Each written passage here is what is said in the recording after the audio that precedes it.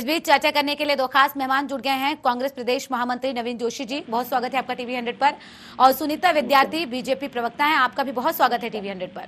सबसे पहले सुनीता जी, मैं आपसे ये जानना चाहूंगी, कुंभ बनारस में कब से आयोजित होने लग गया? जी पूजा जी, मैं जो अभी आपने इनका विपक्ष का भी हमें बयान बताया, तो मैं ये कहना चाहती हूँ कि बनारस की जहाँ तक बात हुई है, बनारस में ये लाइन बिल्कुल नहीं कही गई कि 12 साल बाद जो है महाकुंभ बनारस में होता है। ऐसी एक पूरी ये तो कहा गया है ना कि कुंभ बनारस में भी आयोजित होता है। कहिए तो मैं एक बार फिर से सुना देती हूँ सीएम ने क्या कहा है। मैं आपको थोड़ा सा, आप अगर इस वाक्यात में जाएंगे तो आस्था के भावा तिरेक में आके माननीय मुख्यमंत्री जी बनारस की जो बात कर रहे थे, वो बनारस की हिंदुओं के पवित्र स्थान की बात हो रही थी। क्योंकि जो बनारस है वो हमारे आदिकाल से, हम पुराणों में पढ़ते हैं कि 7 प्रमुख नगरों में आदिकाल से इस पवित्र स्थान की महत्ता है। तो बनारस और जो उनसे बनारस की तो उस परिप्रेक्ष्य में बात हुई, लेकिन जो महाकुंभ है हम सब जानते हैं, प्रयागराज है, उज्जैन है, नासिक है और हरिद्वार है। और यहाँ पे हिंदुओं के जो हमारा जो ये मुख्य आयोजन होता है, इसकी बात थी। लेकिन अब विपक्ष की जहाँ तक बात है, विपक्ष को तो मुझे लगता है कि हर एक छोटी बात का बतंगड़ बना रहे हैं और अपनी मैच्योरिटी को दिखाना चाहिए। आज बनारस का नाम अगर उनके मुख में आ भी गया तो बनारस हमारा बहुत बड़ा पवित्र स्थान है और हिंदुओं का सबसे बड़ा पवित्र स्थान होने के नाते आध्यात्मिक और सांस्कृतिक महत्व को समझते हुए बनारस बोला। ऐसा बिल्कुल नहीं कहा कि महाकुंभ बनारस में आपका स्वागत है, ऐसी कोई बात नहीं हुई। ये तो बात का बतंगड़ बनाना कोई, मैं तो प्रीतम भाई साहब से ये कहना चाहती हूँ कि कृपया आप इन चीजों में इतना बार कि वो मतलब बाल की खाल निकालेंगे तो कैसे चलेगा। एक बात बताइए सुनीता जी, एक प्रदेश के मुखिया हैं, जब एक प्रदेश का मुखिया इस तरीके से बयान देगा तो सवाल तो उठेंगे ही ना। नहीं, बिल्कुल सही बात है आपकी, लेकिन उन्होंने जो अब उस वक्त जो माहौल बना हुआ था साधु संतों के बीच में, वो जिस तरीके से नहीं तो माहौल कुछ भी बनेगा तो क्या कुछ भी बयान दे देंगे सुनीता जी? नहीं, ऐसा उन्होंने बिल्कुल नहीं कहा, इसीलिए मैं डिपेंड कर रही हूँ कि ऐसा कुछ नहीं उन्होंने कहा। मैं एक बार आपको फिर से सुना देती हूँ उन्होंने क्या कहा है, आप एक बार फिर से सुन लीजिए, तब आपको शायद समझ आ जाए कि मैं क्या पूछना चाह रही हूँ, विपक्ष क्या पूछ रहा है, कि आखिर क्या जानकारी दी जा रही है। जी जी, मैं एक बार फिर से आपको सुना देती हूँ जी, कि आखिर सीएम तीरथ सिंह रावत ने क्या कुछ कहा है। उसके बाद नवीन जी मैं आपके पास आऊंगी।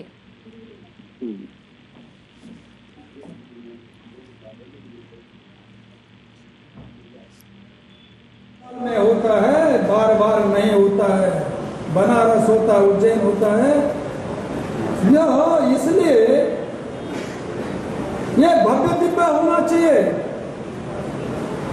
लेकिन भव्य दिव्य के साथ में भी प्रकृति ने कोविड ऐसा कोरोना जिससे पूरा देश नहीं तो विश्व भी परेशान है, त्रस्त है, पीड़ित है।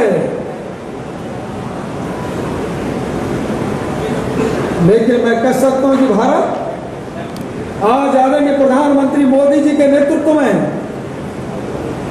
इस कोरोना से भी निजात दिलाने का काम किया। आज भारत 130 करोड़ आबादी का देश अपने आप में अपने को कुशल महसूस कर रहा है, स्वस्थ महसूस कर रहा है।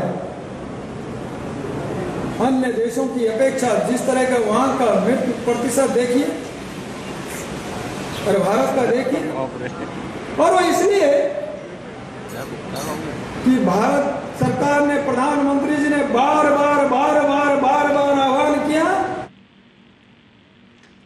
तो सुनीता जी आपने सुन लिया होगा क्या कुछ कहा है सीएम ने। जी जी जी, मैं यही बताना चाहती हूँ कि देखिए, मैं भी वहीं पे उपस्थित थी। बनारस की जो बात हुई है वो विश्व का प्राचीनतम और सर्वाधिक पवित्र तीर्थ स्थान है और इस तीर्थ के प्रति आस्था के भावा तिरेक में आके बनारस का उल्लेख हुआ है। लेकिन ये नहीं कहा गया कि महाकुंभ बनारस में आपका स्वागत है, ये बिल्कुल नहीं कहा गया, पहली बात। अब दूसरी बात जो है, जो हम 4 सालों की बात भी कर रहे हैं, उनका जो मेन भाव था वो ये था कि 12 साल बाद आने वाला इतना बड़ा आयोजन में हम इस प्रकार से सुविधाएं लोगों को दे रहे हैं। श्रद्धालुओं से विनती है कि वो इस शुभ कुंभ का आयोजन का पूरा आकर गंगा स्नान लें, पुण्य लाभ लें, और इस प्रकार की व्यवस्थाएं राज्य सरकार द्वारा की जा रही है।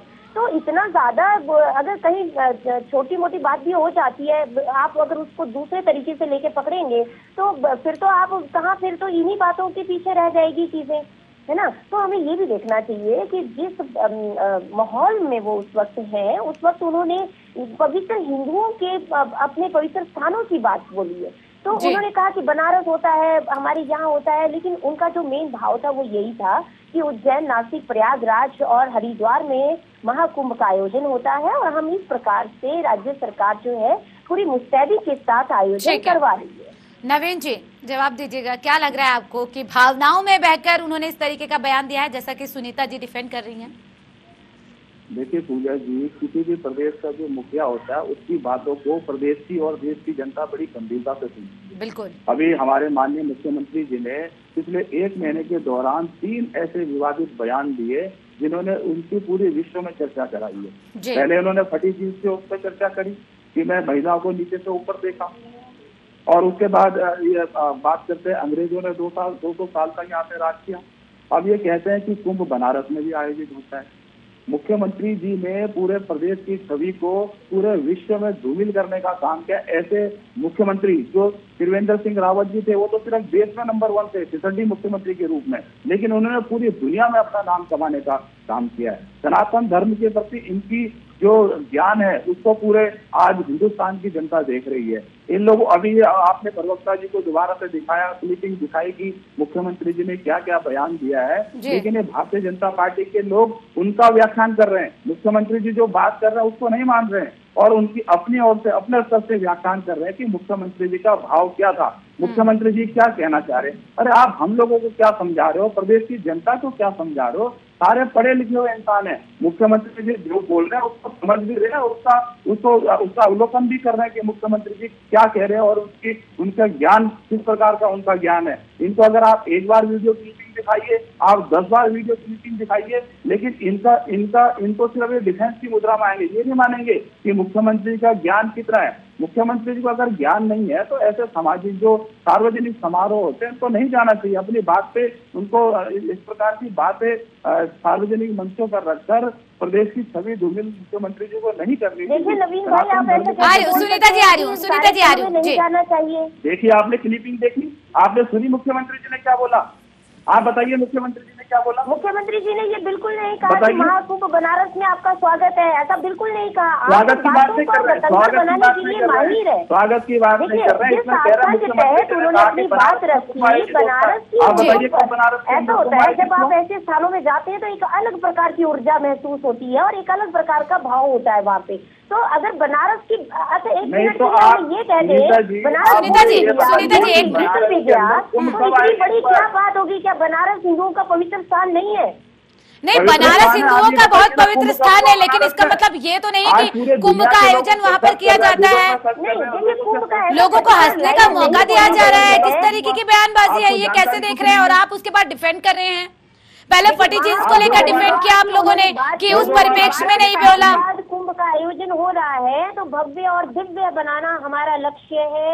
हम लोग इस प्रकार से कितना भव्य और दिव्य बनाया जा रहा है उसको लेकर साधु संतों की नाराजगी आपने देखी ली होगी। नहीं, देखिए वो ये इतना बड़ा महाकुंभ है और इतनी बड़ी कोरोना की चुनौतियां चल रही हैं साथ साथ, और लोग सहयोग नहीं कर रहे हैं। उसके बावजूद वहाँ पे मैंने देखा, कल मैं खुद साक्षी हूँ, तो कम से कम ऐसे समय में तो और सोच समझ कर बोलना चाहिए मुख्यमंत्री को कार्य कर रहे हैं कि कम से कम कोई गलत मैसेज ना जाए जनता के बीच में, देश के बीच में। आप बिल्कुल सही बोल रहे हैं, लेकिन बनारस निकल भी गया तो इतनी बड़ी क्या आफत आ गई जो विपक्ष को इतना बड़ा हल्ला बोलना हो गया? कौन सी ऐसी गलत इतिहास पढ़ा दिया उन्होंने कि ऐसा कुछ हो गया? ऐसी एक बात उन्होंने कही। एक मिनट नवीन जी आ रहे हैं आपके पास। सुनीता जी एक बात बताइए, एक मुख्यमंत्री कोई बात बोलता है, उसका प्रभाव क्या देश की जनता पर नहीं पड़ती, प्रदेश की जनता पर नहीं पड़ता? प्रभाव पड़ता है, लेकिन एक बच्चा, आप चलिए विपक्ष को छोड़ दीजिए, एक बच्चा जब ये सुनेगा कि उसके प्रदेश के मुखिया ये कह रहे हैं कि बनारस में कुंभ का आयोजन होता है, जरा आप सोचिए कि वो क्या सोचेगा, उसके बीच क्या मैसेज जा रहा है। कि अब तक उसने पढ़ाई की कि कुंभ का आयोजन कहाँ कहाँ होता है, लेकिन अचानक से जब मुख्यमंत्री कहेंगे कि बनारस में आयोजन होता है तो सवाल उसके मन में नहीं आएगा। और विपक्ष अगर सवाल पूछ रहा है तो आप कह रहे हैं कि पेट में दर्द क्यों हो रहा है। प्रयागराज होता है और उत्तर प्रदेश में वो जब ऐसा होता है, जब हम लोग भाषण दे रहे होते हैं तो एक स्टेट आती है और स्टेट में आती है तो ये रहता है कि भाई कहाँ कहाँ पे हमारे हिंदू पवित्र स्थान है, तो वो हो सकता है भावा तिरेक में आके, आस्था की भावा तिरेक में आके व्यक्ति कभी हो जाता है कि भाई प्रयागराज की जगह बनारस निकल गया, लेकिन इसमें इतना बड़ा इशू बनाने वाली बात नहीं है। ठीक है सुनीता जी, आ रहे हैं आपके पास। हो रहा है, ठीक है, इतना बड़ा आयोजन हो रहा है, अगर वहाँ पे कहीं पे आपको लगता है कि ये व्यवस्था की कमी है, वो व्यवस्था की कमी है, तो विपक्ष का उठाना लायक। ठीक है, आ रहे हैं सुनीता जी, लौटेंगे आपके पास। जी नवीन जी। माननीय मुख्यमंत्री जी सार्वजनिक मंचों पे क्या बोल रहे हैं उनको कुछ पता नहीं चलता, कभी महिला बहनों के उसमें बोल देते हैं। अभी कुंभ के उसमें आज पूरा समाज, पूरा हिंदुस्तान के लोग सोच रहे हैं कि बनारस के अंदर कुंभ कब हुआ, सर्च कर रहे हैं। जो लोगों ने पढ़ाइयाँ करी है, इससे पढ़े हैं, वो भी सर्च कर रहे हैं कि भैया कुंभ हुआ कब। हरिद्वार में तो सबने सुना, हरिद्वार में तो सबने सुना, आपने कहीं नहीं सुनी। सुनीता जी आपने मुझे लगा है कि आपके ज्ञान के दरवाजे नहीं खुल पाए। आप पहले अपने ज्ञान के दरवाजे को खोलिए और समझिए कि मुख्यमंत्री जी ने क्या कहा। आप ऐसे खाली उसको डिफेंड करने की जरूरत नहीं है। आप आज देश के अंदर आप बात करते हैं हिंदू धर्म से जुड़े बात को कम से कम ऐसी बात कैसी बात कर रही है सुनीता जी? लोग ये सोच में पड़ गए कि कहीं अब तक जो हमने पढ़ाई की वो तो गलत नहीं है, और आप कह रहे हैं कि कितनी बड़ी बात कहाँ हो गई। बिल्कुल सहमत हूँ, अगर ये चीज जो है जियो में निकलती, स्टैंप निकलती तो ठीक है, यानी कि मुख्यमंत्री अगर कोई बयान देते हैं तो उसकी कोई वैल्यू नहीं है। एक मिनट नवीन जी आ रही हूँ आपके पास में। सुनीता जी आप मुझे एक बात बताइए, क्या एक मुख्यमंत्री जब कोई बयान देता है क्या उसकी कोई वैल्यू नहीं है? आप ये कहना चाह रहे हो? प्रयागराज की उन्होंने बात करनी थी, प्रयागराज पे ही बात करनी थी, क्योंकि उत्तर प्रदेश में अभी हाल में ही प्रयागराज में कुंभ हुआ है, तो वो उनके एक माइंड में था। लेकिन अगर गलती से प्रयागराज तब तो बिल्कुल नहीं निकलना चाहिए था, क्योंकि अभी हाल फिलहाल में हुआ है ये। ऐसे कैसे तो देखिए कितने कार्य कर रहे हैं मुख्यमंत्री जी, दिन रात लोगों के साथ में मिलकर कार्य कर रहे हैं, सभी विकास कार्यों की समीक्षा कर रहे हैं, प्रत्येक कार्य को खुद जाके देख रहे हैं। 14 दिन माननीय मुख्यमंत्री। सुनीता जी ऐसे डिपेंड नहीं कर सकते आप। एक महीने में कितनी बार जबान फिसलेगी, कितनी बार, एक बार, दो बार, तीन बार, कितनी बार का काम कर रहे हैं आप बताइए प्रदेश की जनता को। जो बात हुई है तो वो विषय उत्तराखंड का नाक बनाने का काम पहले के मुख्यमंत्री। ठीक है सुनीता जी, एक मिनट आ रही सुनीता जी आ रही। उनकी कोई ऐसी इंटेंशन नहीं थी कि पर्टिकुलरली किसी चीज को, कम्युनिटी को या किसी महिला वर्ग को या किसी वर्ग को उन्होंने हर्ट किया, ऐसा कुछ नहीं था। वो तो और अमेरिका को लेकर जो उन्होंने बयान दिया था कि अमेरिका ने राज किया, एक मिनट नवीन जी आ रही हूँ आपके पास, और अमेरिका ने राज किया भारत पर, क्या इसको लेकर भी नहीं कहेंगे? तभी भी लोग सोचने में पड़ गए कि क्या वाकई में अमेरिका ने राज किया था या ब्रिटेन ने राज किया था। देखिए ऐसा है, लोगों को सोच में नहीं जाना चाहिए। लोगों के पास में मोबाइल है, सोशल मीडिया है, फैसिलिटीज है। इसीलिए तो मैं आपसे जानना चाह रही हूँ कि एक मुख्यमंत्री के बयान की कोई वैल्यू है या नहीं है, आप खुद बता दीजिए टीवी चैनल पर। एक मजाकिया मुख्यमंत्री इन्होंने प्रदेश के अंदर दे दिया, लोगों का मनोरंजन कर रहे हैं, लेकिन मनोरंजन के साथ साथ लीजिए किस तरीके के आरोप लग रहे हैं, मनोरंजन कर रहे हैं मुख्यमंत्री जनता का। ना तो तब सीरियस थी, ना कभी सीरियस बातें करी, मुख्यमंत्री जी को अपना पद छोड़कर लाफ्टर चैनल में जाना चाहिए, लोगों ने लाफिंग शो में जाना चाहिए। लाफ्टर चैनल में मुख्यमंत्री जी को कपिल शर्मा जी के साथ जाएं और लोगों को हटाने का काम करें। मुख्यमंत्री का पद छोड़िए, उनको जब ज्ञान नहीं है तो छोड़िए, कांग्रेस के लोग आएंगे। चलिए ठीक है नवीन जी आपके पास आ रही हूँ जी, ठीक है। महाकुंभ है, लेकिन हम ये नहीं कह सकते। देखिए बनारस की जो इम्पोर्टेंस है, बनारस हम हिंदुओं का एक पवित्र स्थान है और स्वयं में एक सकट कुंभ है। सकट पुराण में भी बनारस का उल्लेख हुआ है। बनारस में हम मान्यता है, हम पढ़ते हैं कई बार कि बनारस में तीनों लोक का वास है। तो अब हम ये थोड़ी ना, विपक्ष तो बोलेगा भाई स्वर्ग है बनारस, चलिए स्वर्ग में। तो ये बातें तो देखिए इतना ज्यादा नहीं खींचना चाहिए किसी भी बात को। आप उस चीज का भाव समझिए। उन्होंने प्रयागराज इस बात को लेकर खुद मुख्यमंत्री कह देते, जब सवाल उठे। एक मिनट नवीन जी बस आपके पास लौट रही हूँ। सुनीता जी, जब सवाल उठे विपक्ष की तरफ से, जब सवाल उठाए गए तो मुख्यमंत्री को सामने आना चाहिए था, उन्हें बताना चाहिए था किस संदर्भ में उन्होंने बोला, किस तरह से वो भाव विभोर हो गए और उनके मुंह से प्रयागराज की बजाय बनारस निकल गया। बोलना चाहिए था। बनारस जो है हिंदुओं का, जैसे देखिए हम लोग ये साधु संत समाज कहाँ देखते हैं, हम इन 4-5 जगहों में ही देखते हैं जब भी कुंभ होते हैं। या फिर हम वैसे अगर हम कुंभ की भी बात ना करें, हम जनरली भी अगर बताएं तो संत समाज इन स्थानों में पाए जाते हैं। तो बनारस भी एक बहुत बड़ा हिंदुओं का स्थल है, जहाँ पे प्रत्येक साधु संत समाज, प्रत्येक अखाड़ों के हमारे संत महाराज जी होते हैं। तो एक दिमाग में वो चीज रहती है कि वही व्यक्ति जब आपको अपने क्षेत्र में दिखते हैं तो वो एक भाव का आना लाजमी है। मैं इसको इतनी बड़ी बात नहीं कहूंगी। पहले जो बातें हुई, पहले जिस परिप्रेक्ष्य में बातें हुई, मैं इस बात का भी खंडन करना चाहती हूँ कि जब उन्होंने वो बच्चों वाली बात हुई तो उसका इशू नहीं बनाना चाहिए था। पर्टिकुलर लोगों ने कुछ बात ऐसी कही वहाँ पे कि भाई ये है, झगड़ा हो रहा है लोगों में, तो उन्होंने सिंपल सी बात बोली कि भाई इसमें हमारी गलती तो है ही नहीं, हमारी सरकार तो प्रत्येक वर्ग का विकास कर रही है। हमारा संकल्प है कि प्रत्येक व्यक्ति को सारी सुविधाएं मिले, सबका साथ हो, सबका विकास हो और सबके विश्वास के साथ हम आगे बढ़े। तो इतने सारे कार्य हो रहे हैं। पर्टिकुलरली अगर ऐसी कोई उन्होंने बहुत ही ऐसे जगह का नाम ले लिया होता जो वहाँ पे पिट्टी ना बैठती हो, तो मैं जरूर कहती हूँ कि तब उस पर विचार होना चाहिए था। लेकिन बनारस में तो आप, लेकिन मुख्यमंत्री पर जो आरोप लग रहे हैं उससे इनकार नहीं किया जा सकता। सुनीता जी, ठीक है, आपके पास लौटेंगे।